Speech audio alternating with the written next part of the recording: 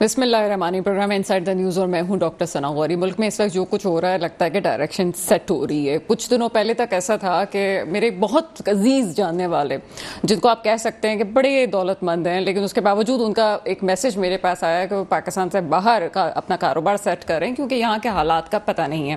کچھ دیر کے لیے ہم جو اسکالرز ہوتے ہیں ان کو بھی ایک عجیب خیال آیا، ایک سیکنڈ کے لیے مجھے بھی جھرجھری سی آ گئی کہ واقعی حالات اس نہج پہ پہنچ گئے ہیں کہ ہر کوئی ڈر رہا ہے اور پاکستان سے بھاگ رہے ہیں۔ لیکن امید کی کچھ کیفیت اور کچھ ایسی بھی چیزیں ہیں جو لوگوں کی آنکھوں سے اوجھل ہیں، اور وہ یہ کہ عالمی طاقتیں یہ کیوں چاہیں گی کہ پاکستان ڈیفالٹ ہو یا پاکستان کو کوئی خطرہ ہو۔ بہت سے ممالک کے مفادات اس ملک سے وابستہ ہیں۔ میرا ملک اللہ تعالیٰ نے جس زمین پہ بنایا اور جو جغرافیائی حیثیت ہے اس میں آپ یہ کہہ سکتے ہیں کہ بہت سے ممالک کے مفادات اس ملک سے جڑے ہوئے ہیں۔ یہ ملک واحد گرم پانی کا خطہ جو کہ سب کی نظریں اس پہ ہیں۔ ان حالات میں اگر اس ملک کو تباہ کیا ہے تو یقیناً کہہ سکتے ہیں کہ اس ملک کے حکمرانوں نے کیا، اور اس طرح سے کیا کہ وہ کہتے ہیں کہ جناب سسٹم کو اگر چینج کرنا ہو تو سسٹم کے اندر رہتے ہوئے چینج کرو، ورنہ سسٹم خراب ہو جائے گا، کلیپس کر جائے گا۔ مسئلہ صرف اتنا ہوتا ہے کہ جو پہلے حکمران تھے ان کی نیتیں بڑی صاف ہوں گی، جو تبدیلی کا نعرہ لگاتے ہیں، اور ان کے فالوورز بھی کہتے ہیں جناب ان کی نیتیں بڑی صاف تھیں، لیکن انہوں نے جس ٹیم کا انتخاب کیا اور جو لوگ ان کے ساتھ تھے وہ ٹرسٹ ٹھیک نہیں تھا، اور پھر اس سسٹم کو اچانک سے بدلنا بھی ٹھیک نہیں تھا۔ سسٹم اس وقت صحیح ہو سکتا ہے، پاکستان اس وقت جن حالات میں ہے اس وقت صحیح ہو سکتا ہے جب سسٹم میں رہتے ہوئے آپ چیزوں کو بہتر کریں، اور ابھی جو مجھے پالیسی نظر آ رہی ہے اس میں لگتا ہے کہ ڈائریکشن سیٹ ہو رہی ہے، اور یہ ڈائریکشن آپ کو 2-3 ہفتوں میں رزلٹ دے دے گی۔ ایک ہوتا ہے چیک اینڈ بیلنس، اور چیک اینڈ بیلنس کے بعد صرف یہ نہیں کہ آپ نے کسی چیز کے میٹنگ بٹھا لی اور میٹنگ کے بعد آپ کے پاس سارے فیکٹس آ گئے، فیکٹس کے بعد اس کا فالو اپ ضروری ہے۔ ابھی جو ہمیں سلسلہ نظر آ رہا ہے کہ آرمی چیف بھی بڑی اس میں مہارت سے چیزوں کو دیکھ رہے ہیں، میٹنگز کر رہے ہیں، فالو اپ بھی ہو رہا ہے۔ اصل چیز ہے فالو اپ ہونا۔ توانائی کے وزیر بھی اپنا بیان دے رہے ہیں، اور اس طرح سے بجلی کے بلوں کی بات ہو رہی ہے، بڑا کریک ڈاؤن نظر آئے گا سامنے سے۔ کتنی بجلی کس کو مفت دی جا رہی ہے، کتنی چیزیں لوگ چوری کر رہے ہیں، اس پہ بات ہو رہی ہے، اور یہ بات کسی سے ڈھکی چھپی نہیں ہے۔ آج پاکستان کا بچہ یہ بات کر رہا ہے، اور سب کے سامنے ہے کہ کرپشن کے خلاف جو واقعی ایکشن لیا گیا ہے، کتنے لوگوں کے گھروں سے کتنے ڈالر اور کتنے پیسے نکلے ہیں، اور ان ڈالرز کی وجہ سے آپ دیکھیے کہ حال کیا ہوا ہے۔ یہاں پہ جو منی ایکسچینج ہے اس کے باہر بھی آپ کو بہت سے ایسے لوگ نظر آئے جو کہ نظر رکھے ہوئے ہیں کہ کس نے ڈالرز بچا کے رکھے تھے گھر کے اندر، اور اس کے بعد وہ کریک ڈاؤن ہوگا تو ان کا کیا ہوگا۔ اب تو یہ حال ہے کہ جی ڈالر بیچنے پہ آئے ہوئے ہیں، اور ڈالر خریدنے والے بھی ان سے کہتے ہیں جی ابھی ہم نہیں خرید رہے۔ ڈالر کی قدر میں کمی پاکستان کے لیے خوشائن بات ہے۔ یقیناً اگر بہت سے ادارے مہنگائی بڑھا رہے ہیں، مہنگائی ہو رہی ہے، تو اس کی بہت بڑی وجہ یہ ہے کہ آپ کی کرنسی ڈی ویلیو ہو گئی ہے، اور ڈی ویلیو ہونے کی وجہ سے آپ یہ کہہ سکتے ہیں کہ آپ کا کرنٹ ڈیفیسٹ بھی بڑھتا جا رہا ہے، آپ کے جو معاملات ہیں وہ دن بدن خراب ہوتے جا رہے ہیں۔ معاملات ملک کے خراب ہوں تو یہ آپ کہہ سکتے ہیں کہ پاکستانی عوام کے حالات نہایت شدید خراب ہو چکے ہیں۔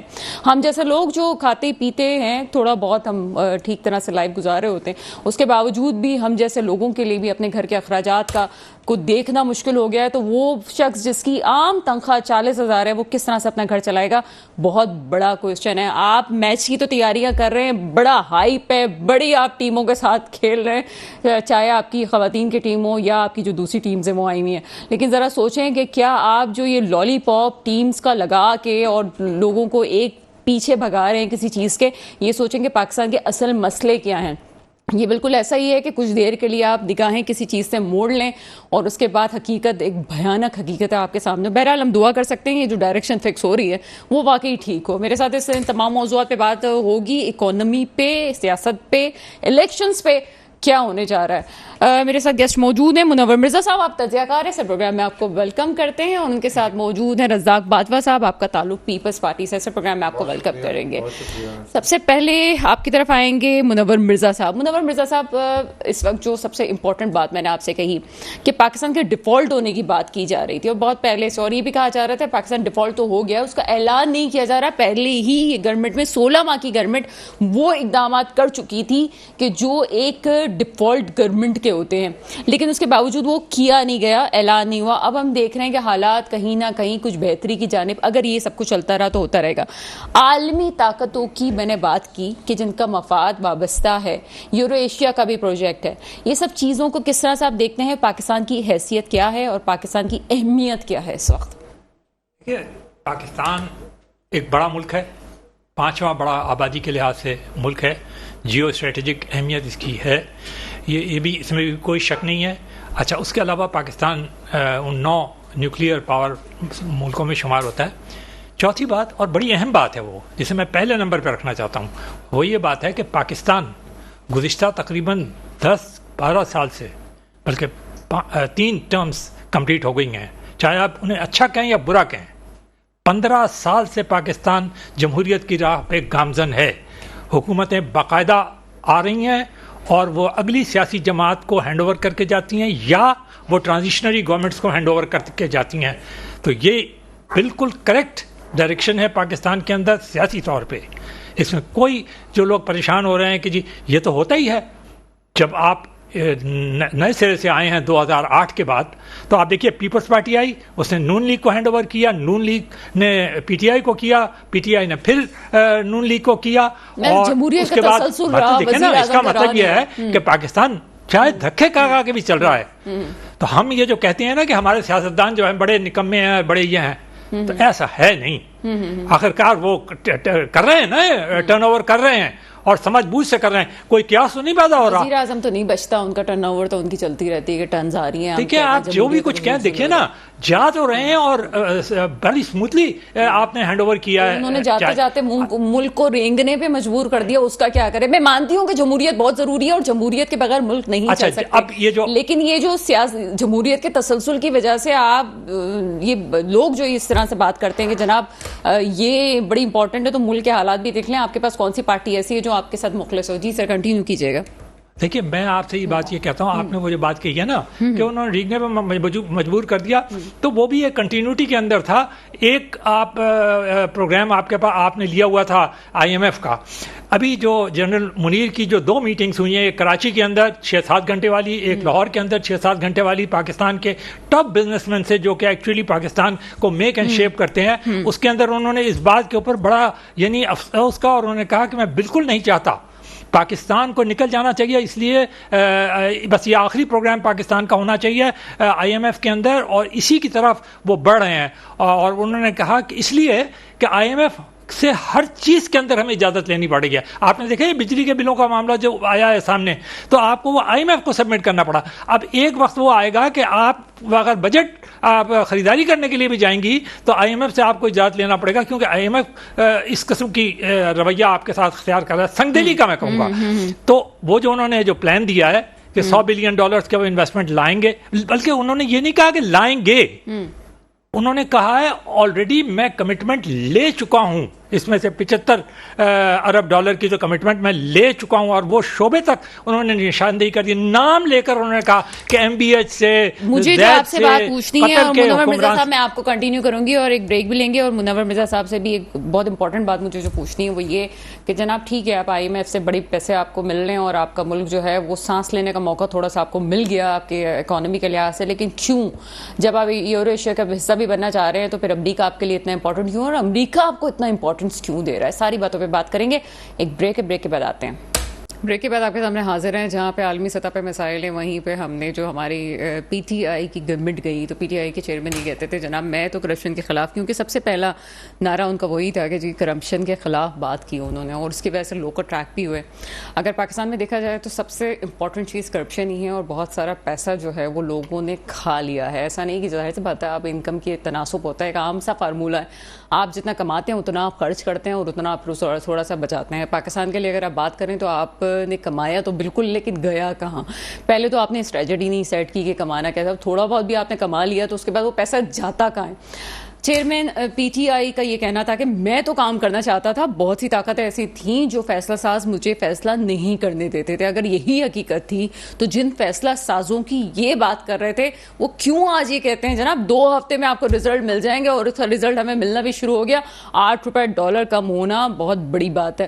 آگے بھی تبدیلی ہمیں نظر آئے گی. اگر ایسا ہی ہے تو پھر قصوروار کون ہے؟ رزاق باجوہ صاحب کی طرف چلتے ہیں, اور ہمیں پروگرام میں اس وقت جوائن کر چکے سلمان رحمان صاحب, تجزیہ کار ہیں. لیکن پہلے رزاق باجوہ صاحب, آپ سے سب سے پہلے یہی بات میں کرنا چاہوں گی کہ کچھ یوں بھی نیوز آ رہی ہے کہ بہت سے لوگوں کے گھروں سے کرپشن کے پیسے بھی برآمد ہو رہے ہیں. اتنے پیسے کہ ایک پاکستانی سوچے کہ ایک عام پولیٹیشین کے پاس سے کیسے مل سکتے ہیں.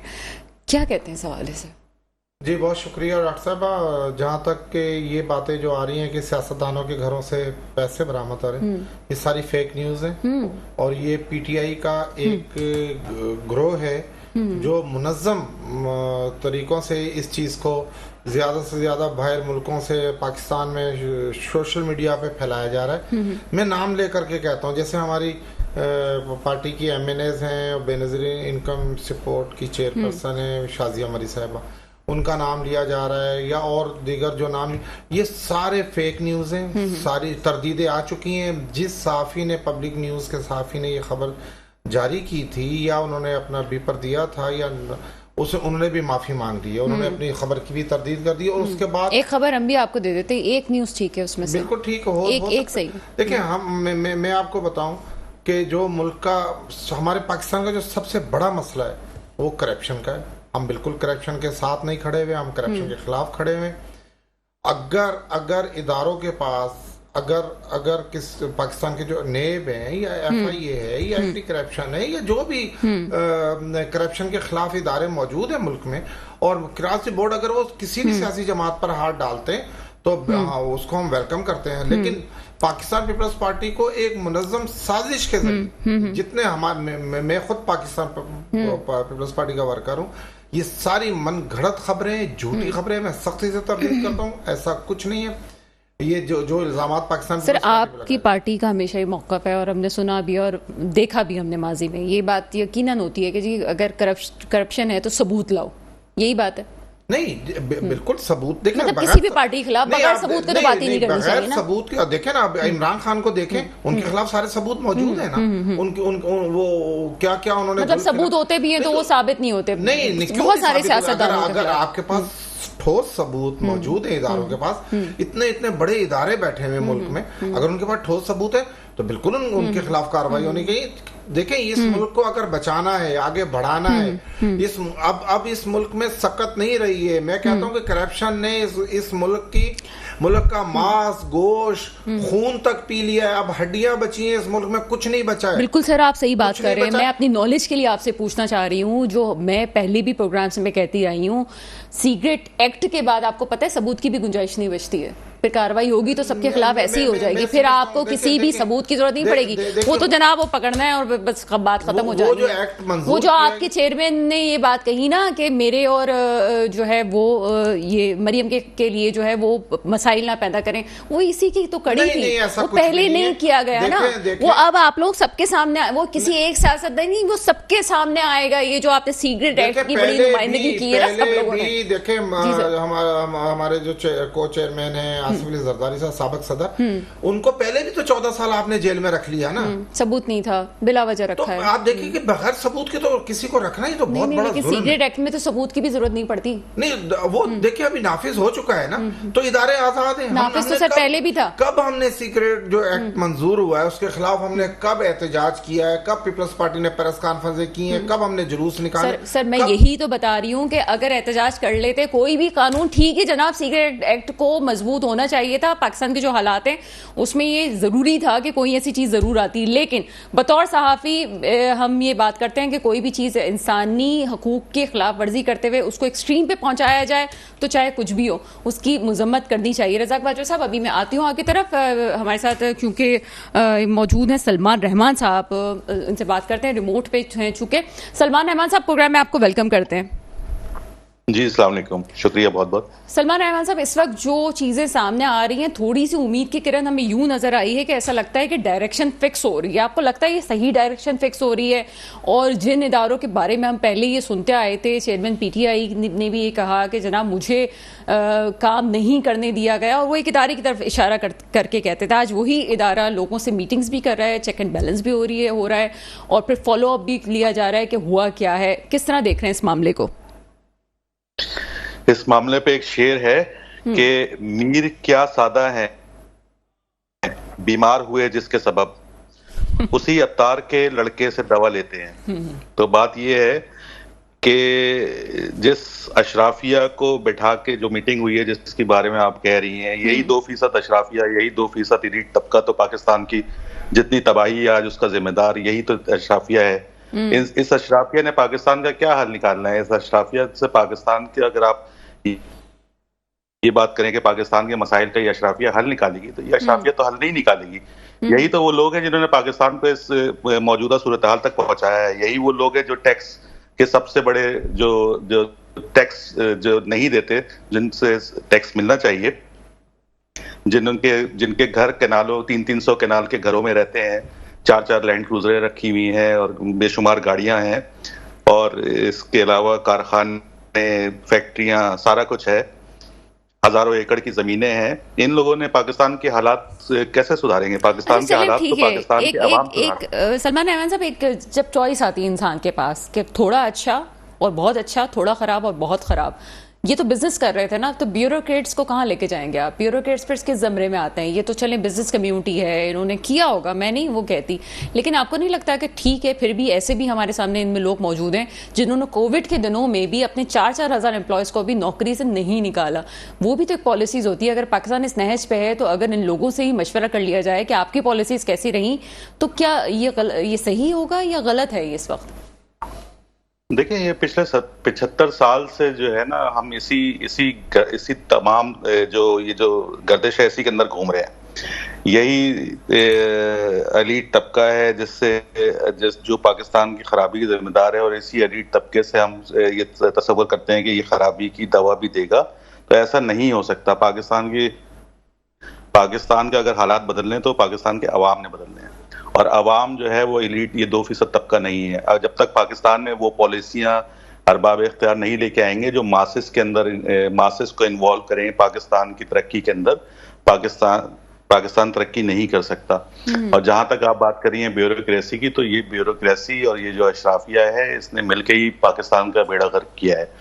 تو اگر تو ہمیں کچھ تبدیل کرنا ہے تو سب سے پہلے جو پچھلے 4-5 سالوں میں جو کچھ ہوتا رہا، اس کے جب تک ذمہ داروں کو سزا نہیں دی جائے گی، اس کے ذمہ داروں کو کٹہرے میں لا کے کھڑا نہیں کیا جائے گا، یہ کیسے تصور کر لیا جائے کہ پاکستان اب آگے جا کے تبدیل ہو جائے گا؟ یا چلیں اگر آپ کے پوائنٹ کو ہم لے کے چلتے ہیں، چلے اس کو تھوڑا سا ہم واضح کر لیتے ہیں. اس کا مطلب یہ بھی تو ہو سکتا ہے کہ ان لوگوں کو بٹھا کے یہ کہا گیا ہو کہ جناب بہت ہو گیا ہے، اب آپ بھی ہمارے ساتھ آ جائیں کیونکہ پاکستان کو ہمیں اب بچانا ہے، اب وقت آ گیا ہے. یہ بھی تو ہو سکتا ہے کہ میسج دیا گیا ہو.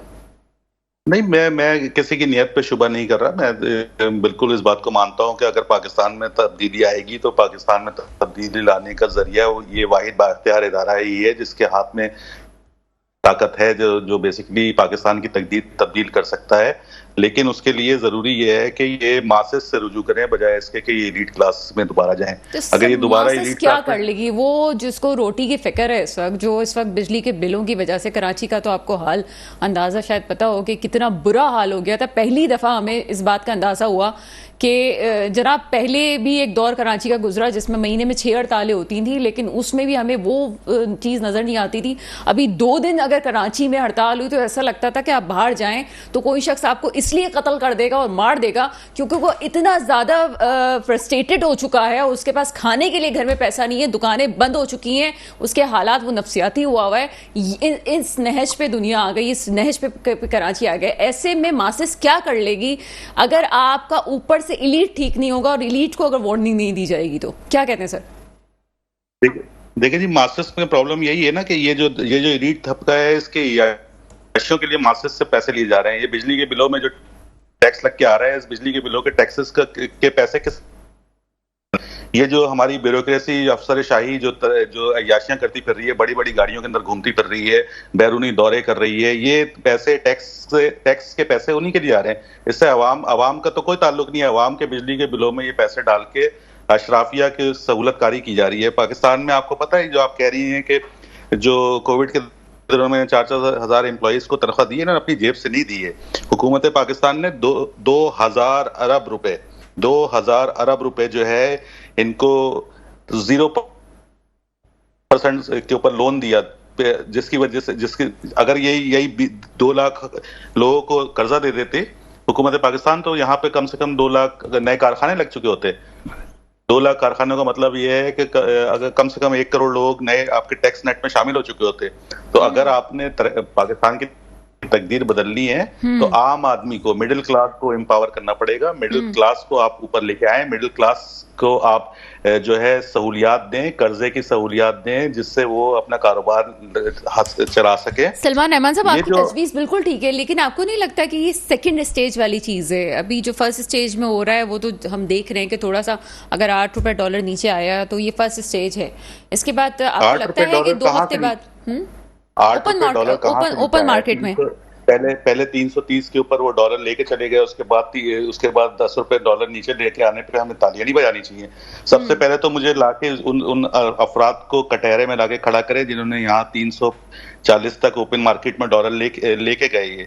سب سے اگر جب تک ان ذمہ داروں کو کٹہرے میں لا کے کھڑا نہیں کریں گے عوام کے سامنے, عوام کیسے یقین کر لے؟ پہلے آپ 340 کے اوپر ڈالر سر ہمارے ساتھ ہی رہیے گا. اگر میں یہ مان لوں کہ اسمگلنگ کی وجہ سے ہی ڈالر اوپر گیا تھا, تو پھر اسمگلنگ جن لوگوں کو روکنے کی ذمہ داری تھی انہوں نے کیوں نہیں روکی؟ ان کو کب کٹہرے میں لایا جائے گا؟ چلیں یہ بھی میں آپ سے ڈسکس کرتی ہوں, کیونکہ مجھے بھی ڈاکومنٹڈ اور جو ڈاکومنٹڈ نہیں ہے اکانومی ڈالر گر رہا تھا, تو اس وقت یہ کام کیوں نہیں کیا گیا؟ چلیں اس پہ بات کرتے ہیں. جی کیا تجزیہ کریں گے منور مرزا صاحب؟ پاکستان میں میں یہ کہوں گا کہ سلوگن مانگرنگ بہت ہوتی ہے. ایک زمانہ تھا جب پاکستان میں کہا جاتا تھا کہ جی جتنے سیاستدان ہیں وہ کرپٹ ہیں, ان پہ ایبڈو لگا دیا گیا. محترمہ فاطمہ جناح کو خود باہر نکلنا پڑا تاکہ جمہوریت کو ریسٹور کریں, لیکن اس کا الٹیمیٹ نتیجہ یہ نکلا پاکستان کے 2 ٹکڑے ہو گئے. ٹھیک ہے. اس کے بعد اسی زمانے میں یہ بھی کہا گیا کہ جی جتنی بیوروکریسی ہے وہ سب کی سب کرپٹ ہے اور اس کو فوری طور پر چینج کرنا, اور کیا بھی گیا. وہ بڑا مشہور فگر ہے کہ 313 جو سینئر موسٹ سیکرٹریز وغیرہ تھے ان کو نکالا گیا. اور میں اس دور, آپ کو معلوم ہے اس دور کو تو بہترین دور کہا جاتا ہے نا, 60s کا جو دور تھا, اور سب کو نکال دیا آپ نے. جو آپ لے کے آئے وہ ان سے زیادہ کرپٹ نکلے. ٹھیک ہے. لیکن میں آپ کو ایک بات بتاتا ہوں, ساری رسپانسبلٹی ہم نے بڑی آسان طریقے سے نکالی ہے. کبھی عجیب آج کل ایک لفظ نکال لیا گیا اشرافیہ. یہ کس نے نکالا ہے, کس نے پھینکا, یہ اس کا کوئی سراغ نہیں لگاتا. لیکن یہ آ جاتا ہے ایک جسے کہتے ہیں نا ماچس کی تلی کی طرح, اور پھر اسے وہ کر دیا. اب سارے جتنے گناہ ہیں وہ کسی نامعلوم اشرافیہ کے گلے میں تھوپ دیے گئے ہیں, اور اسی اشرافیہ کو کہا جا رہا ہے کہ جی آپ یہ نہ کریں. ابھی میں آپ کو ایک فگر دیتا ہوں, 13 ارب روپے ٹوٹل ہے جو کہ رعایت کے اندر آپ بجلی کی دیتے ہیں لوگوں کو, جو فری بجلی سپلائی کر. 13 ارب روپے ہے. پاکستان کا جو بجٹ آیا تھا آپ کے 2023 کا, وہ پتہ ہے کتنا تھا؟ 14,000 ارب روپے. اس میں 13 ارب روپے کی کیا اوقات ہے؟ بات یہ ہے کہ عوام خود کسی قسم کی کوئی رسپانسبلٹی نہیں لینے کے لیے. مجھے اجازت دے دیجیے سر ایک سیکنڈ. جہاں تک سبسڈی دینے کی بات ہے تو اور یہ جو مفت کی بجلی پہ بڑا واویلا ہو رہا ہے, آپ مفت کی بجلی تو نہ کریں نا. جب آپ کا ایسا ملک ہے آپ کو سبسڈی دے دیں, ٹھیک ہے, آپ اپنے امپلائیز کے لیے کچھ کرنا چاہتے ہیں بالکل کریں. دوسری بات جو ابھی سلمان احمد صاحب کر رہے تھے اس کا بھی میں جواب بات کروں گی, اور ساتھ ہی منور مرزا صاحب اس کا جواب بھی لوں گی. بات ہم کرتے ہیں ماسز کی, ہم کون سے خود سدھرے میں جہاں 4 پیسے آئے نہیں, ڈالر خرید لیا اور گھر پہ جا کے اسٹور کر دیا, ہمیں ہوش ہوش ہی نہیں ہے کہ ہمارا ملک کہاں جا رہا ہے. آپ ترکی کی مثال لے لیں, انہوں نے جب بائک آؤٹ کیا تھا تو کہ آپ کو روڈ پہ ڈالرز پڑے ہوئے نظر آ رہے تھے. خود بھی تو آپ جذبہ پیدا کریں کہ آپ کو پاکستان کے ساتھ کرنا کیا, آپ کے پاس 4 پیسے آتے نہیں ہیں, آپ ڈالر اسٹور کرنا شروع کر دیتے ہیں اور بات جو ہے وہ دوسروں پہ لے کے جاتے ہیں. تو ہم خود ہی خراب ہیں, ہمیں بھی تو ٹھیک ہونے کی ضرورت ہے. جی سر, میں اس میں ایک طرح سے ایڈیشن کر دوں. اب یہ خبر آئی تھی نا, آپ کو یاد ہوگا 3-4 مہینے پہلے وہ ایک کشتی ڈوب گئی تھی, تو اس میں جتنے انٹرویوز آ رہے تھے وہ کہہ رہے تھے 30 اور 35 لاکھ روپے دے کر ہم نے جناب یہ سفر اختیار کیا اور جا کے ڈوب گئے, ہے نا. بڑا دکھ ہوتا ہے ان کا. یہ میں نہیں کہتا, کوئی مذاق نہیں کر رہا, لیکن 30-35 لاکھ روپے دیے ان لوگوں نے جو کہ انڈر میٹرک تھے زیادہ تر, ٹھیک ہے, نوجوان تھے اور وہ کوئی ہائیلی کوالیفائڈ بھی نہیں تھے. کیوں ایسا وہ کرتے ہیں؟ 30-35 لاکھ روپے کہاں سے آتے ہیں یہ 30-35 لاکھ روپے؟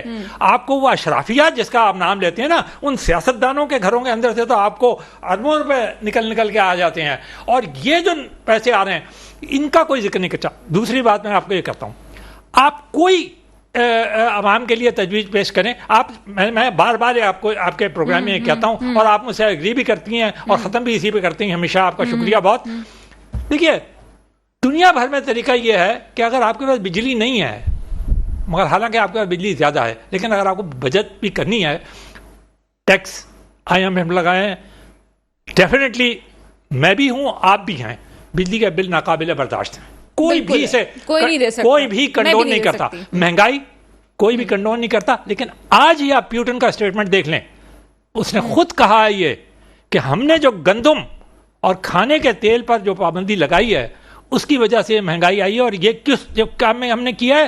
اس جواب میں کیا کہ ویسٹ نے ہمارے اوپر پابندیاں لگائی تھی. تو یعنی اس کی سزا پیوٹن جو ہے جنگ تو کر رہے ہیں ویسٹ سے اور یورپ سے, اور سزا ہم بھگت رہا ہے کون؟ پاکستان, جس کا کوئی لینا دینا نہیں ہے. آپ وہ ذکر کر رہی تھی نا کہ جی عالمی مفادات. تو دیکھیے اس طرح کی سزائیں بھی ہمیں, کرونا ہم لائے تھے کیا؟ کرونا ہمارے گھر سے پھیلا تھا کیا؟ لیکن سزا کس نے بھگتی؟ مجھے یہ بتائیں. لیکن عوام کو چاہیے کہ دیکھیے وہ بھی آخرکار یہ صرف کچھ کہیں سے کوئی تلاش کر لیتے ہیں. میں بالکل مانتا ہوں, جیسے ابھی انہوں نے کہا کہ جی اگر اسمگلنگ ہو رہی ہے, $50 لاکھ پر ہو رہی تھی نا افغانستان سے, غلط پالیسی تھی. لیکن آپ کو یہ ماننا پڑے گا کہ پچھلی گورنمنٹ نے بھی, اور اس بار آپ نے وہ جملہ سنا ہے, میں ان کی طرف واپس بھی جاؤں گی. اس کے باریک جملہ یہ تھا کہ روکی کیوں نہیں جو روک سکتے. دیکھیے بات یہ ہے, کیوں نہیں روکا آپ نے, بالکل ٹھیک ہے. لیکن اگلی بات یہ ہے کہ آپ نے جو پالیسی بنائی تھی پچھلی گورنمنٹ میں اور ان سے پچھلی گورنمنٹ میں اور ان سے پچھلی جو آپ 50 سال سے پالیسی فالو کر رہے ہیں افغانستان کے بارے میں, وہ آپ ایک لمحے کے اندر بدل دیں گے. آپ تو بیٹھ کر یہاں پر طالبان کو جناب وہ کرتے تھے اور ان کو لے کے جاتے تھے دوحہ اور قطر. تو آج آپ کیا طالبان سے کیا ویسٹ میں طالبان والا مسئلہ بھی ایک عجیب ہے. وہ بھی میں کہتی ہوں کہ اگر یہ بات کوئی کہتا ہے کہ یہ سب چیزیں جو ہے PTI کی گورنمنٹ میں ہوئی, بالکل جناب وہی ہوں گی, چاہے وہ کہیں وزٹ پہ گئے یا کیا ہوا, معاملات وہاں سے خراب, یوکرین سے ہونا شروع ہے. تو خالی یہ ایک وزیر اعظم کا فیصلہ نہیں ہوتا, پیچھے بہت سی طاقتیں ہوتی ہیں جو یہ فیصلہ کرواتی ہے کہ کہاں جانا ہے, کس کو سپورٹ کرنی ہے, کون سے ملک کے ساتھ کیا کرنا ہے. تو طالبان کی حکومت کو سپورٹ کرنا بھی آخری چیئرمین PTI کا ڈیسیجن نہیں تھا, وہ بہت سارے ڈیسیجنز تھے جو لیے گئے. ایک چھوٹا سا بریک ہے, بریک کے بعد رزاق باجوہ صاحب سے بات کریں گے. بریک کے بعد آپ کے سامنے حاضر ہیں رزاق باجوہ صاحب. بات ہو رہی ہے لوگوں کے حوالے سے اور چیزوں کے حوالے سے, گندم کے حوالے سے بات ہوئی. ہم وہ ملک ہیں کہ ہماری زمین زرخیز ہے, ہم وہ ملک ہیں کہ ہمارے سمندر میں سے بھی سونا نکل رہا ہوتا ہے, ہم وہ ملک ہیں اگر بجلی کی بات کریں تو آپ کے پاس بلیک گولڈ کوئلہ موجود ہے, اسی کو ہی آپ صحیح طرح استعمال کر لیں تو آپ کی بجلی کے مسئلے حل ہو جائیں. اس کے باوجود بھی ہم خود بھی نہیں سدھرتے. بہت ساری چیزوں کا آپ کو پتہ ہے کہ ہم گندم کی جگہ گنا اگاتے ہیں, اس کے باوجود ہمارے پاس چینی جو ہے وہ مہنگی ہوتی ہے, ہم باہر بھیج دیتے ہیں. کون حل تلاش کرے گا؟ پھر ہم سیاستدانوں کو برا نہ کہیں تو کس کو کہیں؟ پھر کس کا قصور ہے ان سب چیزوں میں؟ ڈاکٹر صاحب دیکھیں, یہ جو ہماری زرعی ملک ہے ہمارا, حالانکہ بچپن سے سنتے ہوئے آ رہے ہیں یہ چیزوں کا یہاں شارٹیج ہونا, یہ تو ایک بڑا المیہ بھی ہے. میں سمجھتا ہوں کہ کیا اس میں بھی کیا بارڈر جو کراس کر کے جو اسمگلنگ ہو کے ہماری گندم, ہمارا گھی, ہمارے چینی, ہمارے جو گوشت کے جانور ہے جس طرح گائے ہیں, بیل ہے یا حلال جانور جتنے جو ہمارے اسمگلنگ ہو کے افغانستان جا رہے ہیں, کیا یہ سیاستدان وہاں پہ کرواتے ہیں؟ کیا سیاستدان, کیا وہ چوکیوں میں ہم بیٹھے ہوئے, کیا MP MNAs وہاں پہ بیٹھے ہوئے؟ ایسا کچھ نہیں ہے. دیکھیں یہ کراس ریپورٹ سب کو اپنا, دیکھیں جہاں تک میں سیاستدانوں کی وہ ضرور یہ بھی کوئی فرشتے نہیں ہیں, ہم لوگ بھی کوئی فرشتے نہیں ہیں, ہم سے بھی غلطیاں ہوئی ہوں گی, لیکن دیکھیں اگر پاکستان کو ہم نے بچانا ہے, اس کو آگے بڑھانا ہے, تو ہمیں سب کو مل کر کے, جو ہونا تھا وہ ہو گیا, بہت کچھ ہو گیا. دیکھو 75 سالوں میں بچا کیا, کچھ نہیں بچا, وہ بھی مانتے ہیں اس بات کو, بہت برا ہو گیا ہے. اب خدایا اگر یہ ملک ہوگا, یہ قائم و دائم رہے گا, تو ہماری سیاست بھی قائم و دائم رہے گی, اور ہمیں آگے بڑھنے کے شاید موقع بھی مل جائیں. اگر یہ جس طرح یہ کبھی اب تو ڈیفالٹر ہونے سے بھی ہم آگے چلے گئے, یہ تو جھوٹی باتیں ہیں کہ یہ ڈیفالٹر کیا ڈیفالٹر, ایک دن میں آپ کی چینی 50 روپے کلو پر بڑھ رہی ہے, آپ کا پیٹرول ایک ہفتے میں 40 روپے پر لیٹر بڑھ رہا ہے, آپ کا آٹا 130 روپے سے 190 روپے کلو پر چلے گیا ہے, اور آپ کہہ رہے ہو کہ ہم ڈیفالٹر ہونے سے بچ گئے. اچھا رزاق باجوہ صاحب, آج تو آپ یہ بڑی باتیں کر رہے ہیں, ابھی 16 ماہ آپ کی گورنمنٹ رہی تھی, ابھی نیا دوسری بھی نگراں گورنمنٹ آئی ہے, آج آپ یہ باتیں کر رہے ہیں. پہلے تو آپ جب 16 ماہ پی ڈی ایم میں بیٹھے رہے تھے, اس وقت تو آپ نے یہ ساری باتیں میرے شو میں بھی نہیں کہی آپ نے. مجھے تو حیرت ہو رہی ہے کہ آپ کو اچانک سے مہنگائی یاد آ گئی ہے. ڈاکٹر صاحبہ دیکھیں, ہم نے پی ڈی ایم جو وجود میں آیا ہے, جو ہم نے احتجاج کیا, یا جو پی ڈی ایم نے جو جدوجہد کر کے ایک جمہوری طریقے سے عمران خان کی حکومت سے اسے نکالا, یہ میں آپ کے میں بغیر کسی وجہ سے میں اللہ کو حاضر ناظر کر کے کہتا ہوں کہ اس میں کوئی کرپشن نہیں تھی, نہ کوئی لالچ تھا, نہ اقتدار. دیکھیں جن جماعتوں کو اقتدار ملا ہے نا, یہ کوئی پہلی بار نہیں ملا ہے, یہ 3 4 5 مرتبہ اقتدار میں رہ چکی ہیں. ایسی کوئی اقتدار کی بھوک نہیں تھی.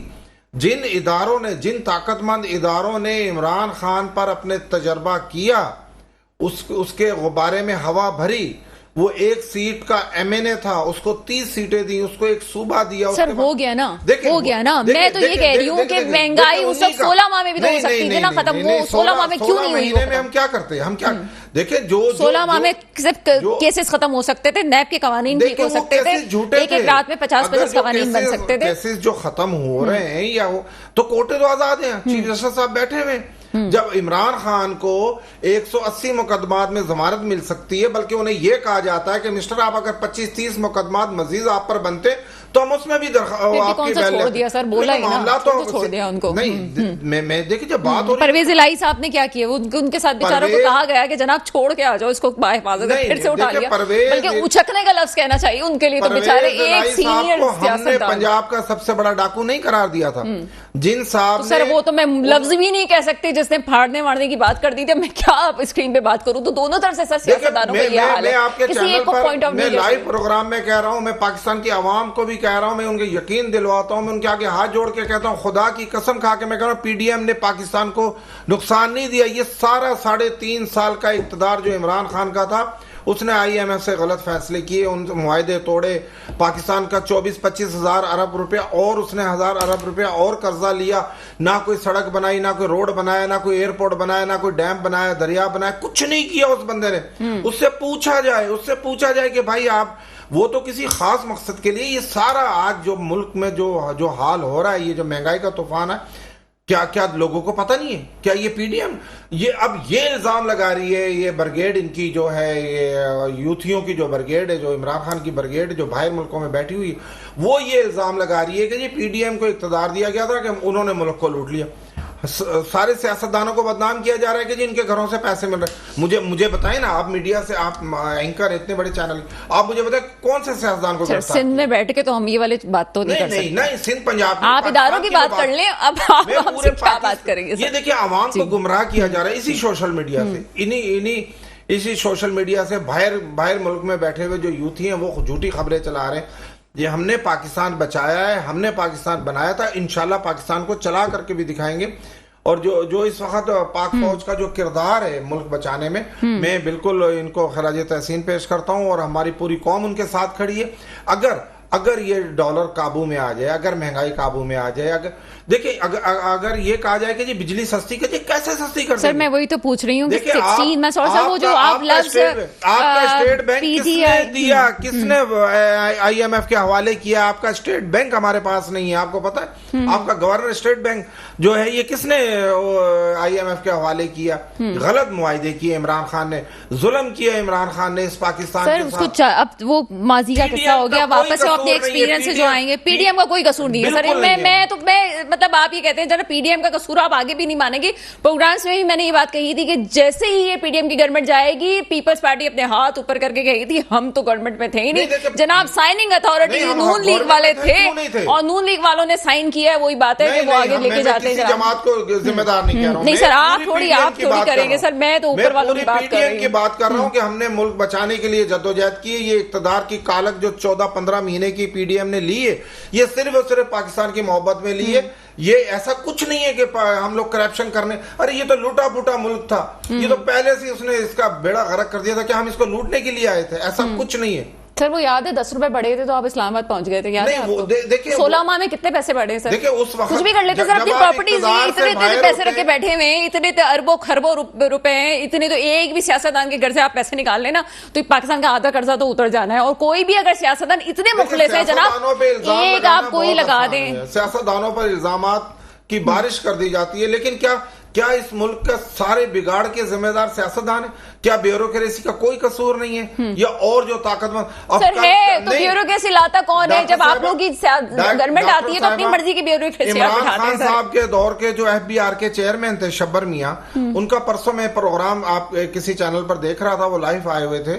उन्होंने कहा कि हमारे इदारे में 23,000 लोग हैं FBI में, जिनमें से 18,000 लोग जो है सिर्फ सुबह दिहाड़ी लगाने के लिए आते हैं, पैसे कमाने के लिए आते हैं। हमें कह रहे 4 से 5,000 लोगों से हम अपना टैक्स ले सकते हैं आवाम से, लेकिन 23,000 लोग हमारे पे मुसल्लत किए हैं और वो पाकिस्तान को नोच के खा रहे। यानी जो बंदा चेयरमैन रहा है अपने इदारे की, एक इदारे की मैं बात कर रहा हूँ, और बकाया इदारे क्या कर रहे हैं? देखिए कोई चीज सिमत में नहीं रही है इस मुल्क, कोई चीज सिमत में नहीं रही है, बर्बाद हो चुकी है हर चीज। बहरहाल कोशिश की जा सकती है कि चीजें सिमत में, और बड़ी अच्छी उन्होंने बात की कि गवर्नमेंट इदारों का हाल जो बताया, और वो भी बात जो अभी मुनव्वर मिर्जा साहब कह रहे थे, हर शख्स बुरा नहीं होता है। अगर ब्यूरोक्रेसी में भी अच्छे लोग हैं तो मैंने भी अपनी आंखों से देखा है कि ब्यूरोक्रेसी में अच्छे लोग मौजूद हैं जो कि काम कर रहे हैं। और ऐसा भी मैंने देखा, बहुत दूर FBI और किसी इदारे की क्या बात करते हैं, आप सिर्फ गवर्नमेंट सिंध के दफातर में जाके देख लें, आपको लग पता जाएगा कैसे फाइलें यूं से यूं होती हैं और कहां से कौन जो आपके सामने भी नहीं आने वाला,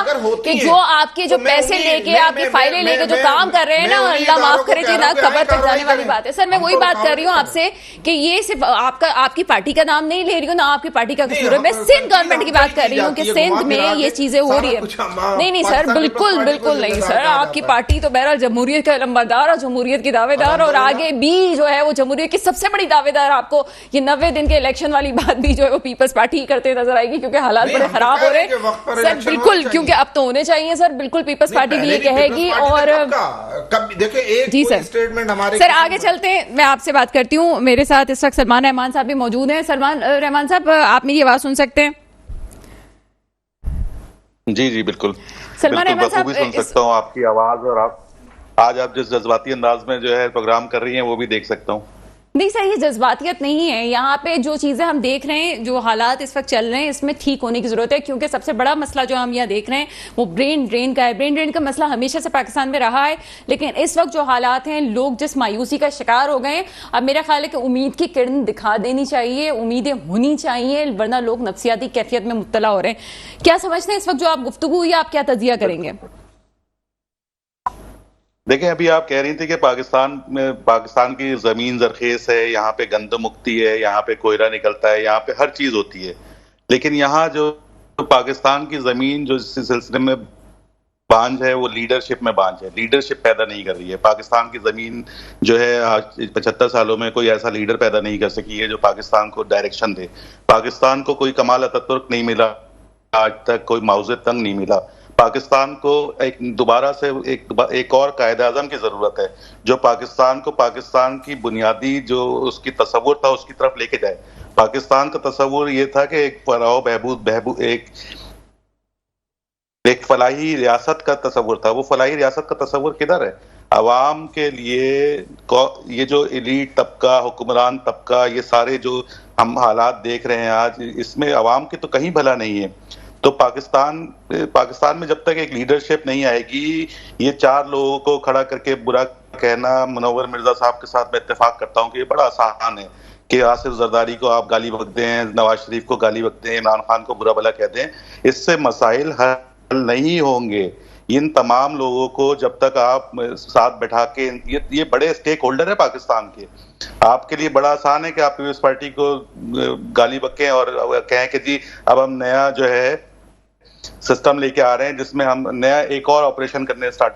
یہ اس سے مسائل حل نہیں ہوں گے. مسائل حل یہ جب ہوں گے جب آپ ان عوامی لیڈران کو ساتھ بٹھائیں, ان اسٹیک ہولڈرز کو ساتھ بٹھائیں. یہ اسٹیک ہولڈر ہیں, 50 سال سے دیکھتے آ رہے ہیں ہم لوگ. اگر آپ ان کو ایکسکلوڈ کر کے کوئی بھی کام کرنے کی کوشش کریں گے تو وہ کامیاب نہیں ہوگا, وہ حل کامیاب نہیں ہوگا. حل وہی کامیاب ہوگا جس میں یہ تمام اسٹیک ہولڈرز بشمول عمران خان, آصف علی زرداری, نواز شریف اور جتنی بڑی لیڈرشپ ہے پاکستان میں, ان کو آپ بیٹھائیے. پاکستان میں جتنے بڑے نوکری, جتنے بڑے عہدیدار ہیں ان کو بیٹھائیے, ایک گرینڈ ڈیبیٹ کیجئے بیٹھ کے ان مسائل. سر یہ بات ہم اپنے پروگرام میں پہلے بھی کر چکے ہیں کہ یہاں پہ کوئی جھکنے کے لیے تیار نہیں ہے. جو پولیٹیکل پارٹیز کو پیچھے کرنے کی بات کرتے ہیں, اگر جمہوریت کا تسلسل نہیں ہوتا تو عام لوگ اس بات کو نہیں سمجھتے کہ ملک 20 سال مزید پیچھے چلا جاتا ہے. اس میں یہ سمجھنے کی ضرورت ہے کہ اس وقت تمام اسٹیک ہولڈرز کو, میں بار بار اپنے پروگرام سے یہ بات کہہ چکی ہوں کہ چاہے اپنی سیاسی اختلافات کو بھلا کے تمام اسٹیک ہولڈرز کو بٹھائیں اور بات کریں کہ چیزیں کیسے ہو سکتی ہیں. اگلے الیکشنز میں بھی اس پہ بھی بات کر لیتے ہیں کہ اگلے الیکشنز میں بھی جس طرح ایک پولیٹیکل ویکیوم ہمیں کھڑا ہوتا ہوا نظر آتا ہے, اس کا بھی کسی کے پاس حل نہیں ہے اس وقت کہ ہوگا کیا, کون سی پارٹی کو آگے لایا جائے گا, کس طرح سے چیزیں ہوں گی. کیونکہ تمام پارٹیز کے لیے مسائل اس وقت کھڑے, ضروری نہیں ہے کہ پی ٹی آئی کے لیے مسائل ہیں اس وقت, تمام پارٹیز کے لیے کھڑے ہوئے. مسئلہ یہ ہے ڈاکٹر صاحبہ, مسئلہ یہ ہے کہ یہ پاکستان میں پچھلے 50 سال میں جو جمہوریت کا پارلیمنٹری نظام کا جو تجربہ ہوا ہے, یہ تجربہ کامیاب نہیں ہو رہا.